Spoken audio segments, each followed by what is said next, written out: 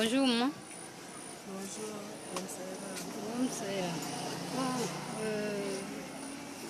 nous lisons sur le mur du temple Rama Lakshmi, mais nous voyons beaucoup de dieux en dessous de ça. J'aimerais savoir ce que c'est. Est-ce que c'est les musulmans, c'est du côté musulman ou du côté chrétien? Qui sont ceux qui peuvent venir prier? merci beaucoup. Tout le monde peut venir prier dans notre temple, le temple hindouisme, qui est Rama Lakshmi. Mais nous adorons beaucoup, tous les dieux d'ailleurs, dans notre temple. Mais il y a des conditions. Quand tu commences, on va te donner, te faire des rituels, te purifier, de chercher quel esprit qui t'a incarné. Et c'est ça la première rituel qu'on fait. D'après chercher le Dieu qui t'a incarné, tu sauras ce qu'il faut adorer dans ce temps. Donc, tu es venu, tu adores tous les dieux, mais tu dois avoir beaucoup de prières pour ton Dieu pour pouvoir te sauver. donc on doit commencer la prière avant de chercher son propre esprit, ou bien on peut chercher son esprit avant de commencer la prière. On peut commencer la prière avant de chercher son esprit. C'est toujours l'hindouisme, chercher son esprit, c'est dans l'hindouisme? C'est dans l'hindouisme, on doit chercher. Il y a un esprit spécialement pour ça, ou bien c'est dans l'esprit africain? Non, non, on doit chercher, normalement partout d'ailleurs, on doit chercher l'esprit qui a incarné quelqu'un. Et avec cet esprit, tu sauras, tu es qui, tu fais quoi. Dans ta vie, tu sauras ce qu'il faut faire.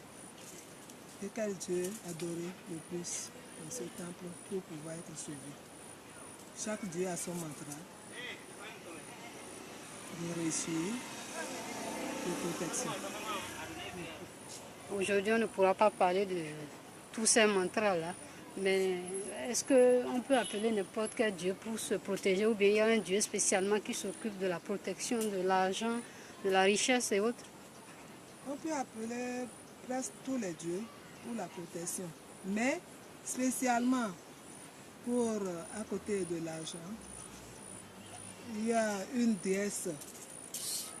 Il y a une déesse qui est là pour ça, qui est la déesse Lakshmi, qui a la richesse.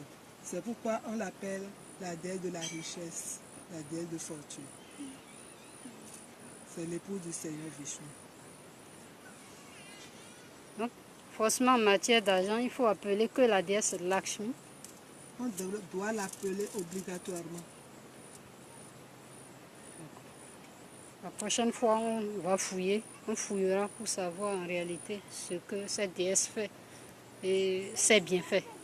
Maintenant, la devise, je reviens sur la devise, l'amour et le pardon. Donc, quelqu'un qui n'aime pas ou quelqu'un qui n'aime pas pardonner ne peut pas faire ce temple. C'est le premier critère. Chez nous, si tu ne peux pas pardonner ton frère, mieux de rester à la maison. Parce que toi, tu peux tuer les gens. Ici, ce n'est pas ce qu'on fait. On sauve les gens, on guérit les gens par la grâce de Dieu. Donc tu dois aimer ton frère obligatoirement et le pardonner obligatoirement.